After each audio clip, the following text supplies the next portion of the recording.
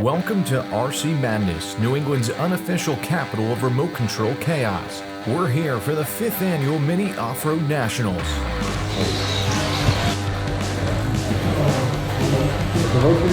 Big question.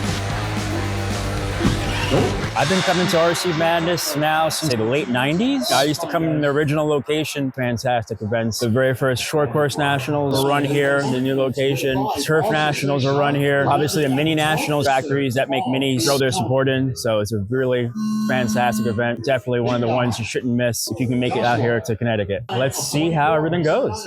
Bodies are painted by Eric Everett of Easy Customs out of Florida.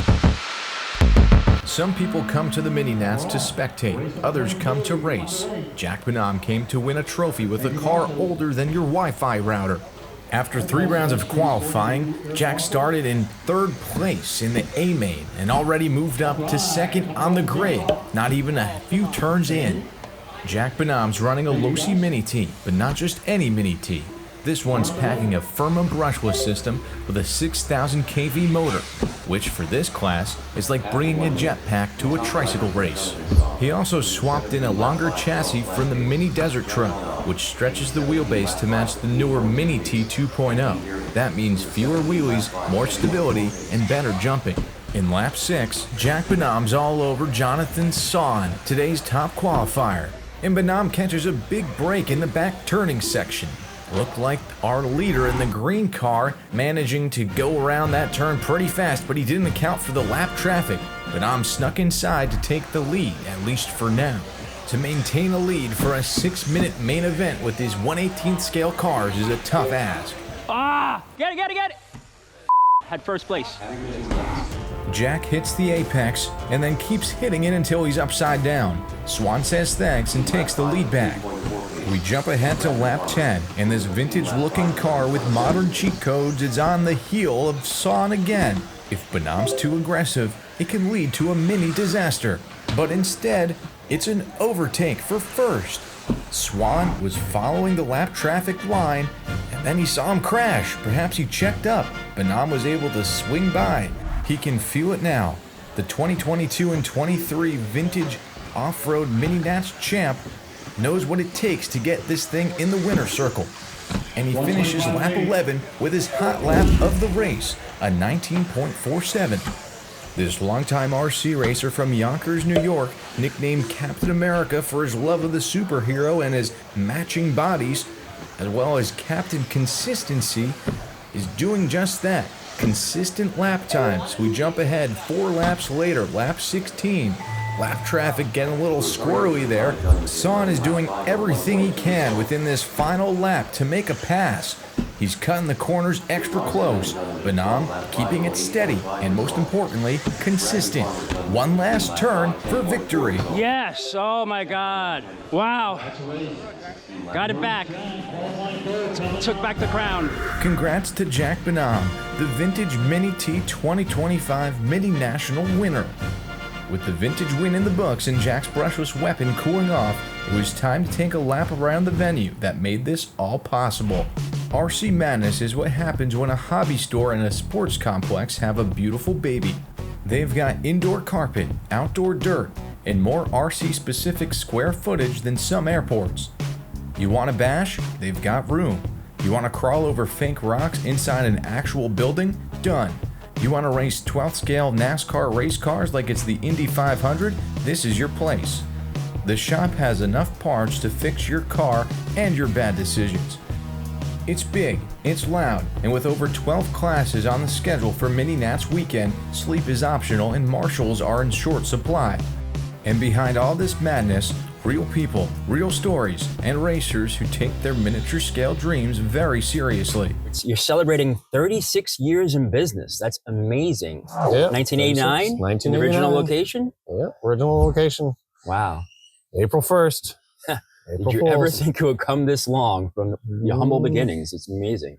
Never thought it would, to be honest with you. But Yeah, no, I remember I used to race there in late 90s, I want to say early 2000s, your original location. That was a fun track. You had the outdoor dirt, and then you had the indoor, carpet track. So, you had some indoor great events. dirt, indoor We had indoor dirt, indoor carpet, back and forth quite a bit. And then we put the outdoor track. Yeah, I remember you had like the first, when monster truck racing got big, you had the Monster Madness races. You were T-Max racing. I remember. That was so much fun. I missed those days. I have to give credit to John Gallinari from Galmods. He was the first one who created that 6-wheel drive T-Max, and I got mine, and definitely made some headlines during those days. You hosted the 2005 Roar Modified Nationals. Yeah. I was there for that event. That was fun. Incredible to see all the pros here. Say about 2009, needed more space, and you moved to this new, bigger location. 2009, we moved over here. Oh, we were still kind of running over there. We bought the building over here, and we were racing outside before we actually moved in here. We still had the store over there, and shortly after that, we moved everything over. This is more like a complex more than anything. What do we have? Outdoor dirt, outdoor turf, a basher track, outdoor crawler track, outdoor tractor pull track, outdoor asphalt road course, and oval, outdoor drag strip, I believe. Yep. Indoor, the original carpet track from the old building actually fits inside the building. You have this immense carpet off-road track. You have a crawler track, 2, 10 scale and mini. Am I missing anything? I think you got it all. When your RC facility has more tracks than a music festival, someone's got to keep the chaos from turning into carnage. That's where the race director comes in. 40 seconds remaining. Jonathan trying to close it out. I got into RC very, very young, but I didn't get really into it with competitive part of it. Turn of the century. It was around 2000. Long Island, New York, over at South Shore. Indoor carpet was really what really got me into it. I went to go visit a friend. He was buying airplane parts, and then down in the basement, they had an on-road track set up. I went down there. I borrowed, I think it was a rental. Man, when I say about September of 2000, I was hooked, off to the races. Then I went out to Long Island, deeper Long Island, New York at South Shore. Really started doing racing there, but that's when it also became something of, I didn't know that something else was gonna happen also, where I was also gonna be a race announcer. Did that for years. And then after that, any other track that really needed help along the way, nothing really was permanent, but anywhere that they needed help, I would just pick up the microphone and just... Yeah, no, it's great because your voice is definitely iconic. And whenever I think of, RC Madness, Mini Nationals particularly, I think of your voice announcing. There's a bunch of iconic voices in the industry. You have Scotty. Amazing. He inspired me. I remember when I was looking on the Snowbirds videos, and then they had their team. But I remember when Scotty and Trackside really became international. We started doing the series out in Europe and everything. I picked up on a lot of, sometimes we can call it quirky. I remember that I wanted to be entertaining, but I also wanted to be informative. I want the race calling to be the way I would want it if I was competing. I want the race caller to help out the faster guys, help navigate the 5-6 minutes. Because sometimes you can broadcast and you can see things that are happening that can really help out. It's vital. I mean, absolutely. Professionals have the spotters and they have people helping out. I see things and I try to be informative. I try to make it witty and fun. And you've been doing a great job. So we believe me, we definitely appreciate your service. It was Joey surviving it at the end. Winner, chicken dinner. Coming up, Jack visits Pioneer Valley Indoor Karting because nothing says post-race cooldown like 6.5 horsepower and 0 power steering. So we started in 2004 as just the Mini T Nationals. Right. And that obviously exploded to just the Mini Nationals, on-road and the off-road, and every year got bigger. When short course got really popular, Minis kind of died out, but when Losi released the Mini T 2.0, then the Mini B, it really, really exploded again, and there's a few other manufacturers involved now, like LC Racing. We got our oval stuff with the Losi NASCAR, so it's gotten popular. As of last night, 248 entries. I round that up to 250.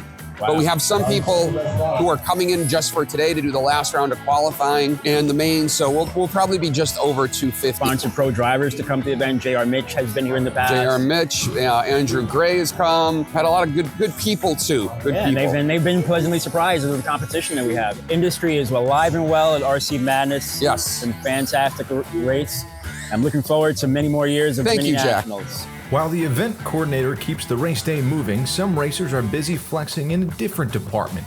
Paint jobs you're afraid to crash. It started probably back in 82, 83, back when I was in high school. My dad came home and got an RC car and built it for us. Went out that night and started messing around with it. Very next day, my dad came back and he bought himself a car. So from then on, it's kind of like racing back and forth, probably since like the early 80s. Your bodies are definitely iconic. We see so many famous racers running your bodies. Yeah, there's quite a few that are out there that are running the circuit, and also a few guys that are running over in Australia too. Appreciate those guys as well. I took on painting a few years back, doing it full time. I kind of did it part-time on the side, but it got so in-depth, a lot of guys that wanted work done, so it's kind of hard to do both. Fortunate to where I was able to take it on full-time and do it, keep busy. Anything from the micros, the minis, to the 10th scale, to the 8th scale, some even a little bit bigger than that. I wish I could do a lot more than what I have, but you know, the guys that run all the different classes, a handful to keep up on it, but it's fun. I enjoy it. Definitely a lot of good painters out there that are all across the U.S. One thing I've kind of done this year too is I've started up a YouTube page to show how I do some of my work and some of the talents that I use, and I think compared against a lot of the other painters that are out there, or guys that are new just getting into it, to airbrushing and stuff. Hopefully it'll help them on out, and we got a lot more of those to come in the future. We can't forget about this special touch to the Mini Nats experience. On the Friday before the racing, Pioneer Valley Indoor Karting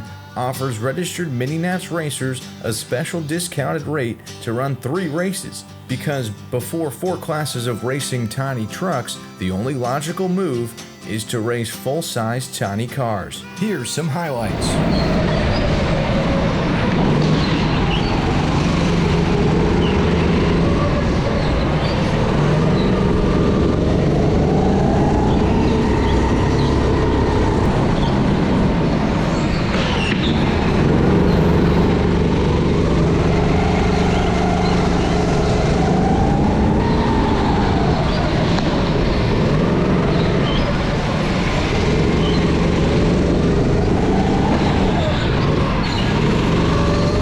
Trip to Enfield wouldn't be complete without coming to my favorite restaurant, which is Red Robin. Yum. So here we are. We've got vintage car with its ironically matching my paint job. First place, third place with the Mini T 2.0 mod. Thanks to J Concepts for the fuzz bike, still running really well. Overall, it's been a great experience. And as always, this is Jack Bonhomme reporting for RRL, your Cub reporter, and I'll see you at the track. That was the RC Mini Nationals, where the cars are small, but the racing's the real deal. Subscribe for more RRLRC coverage that takes itself just seriously enough.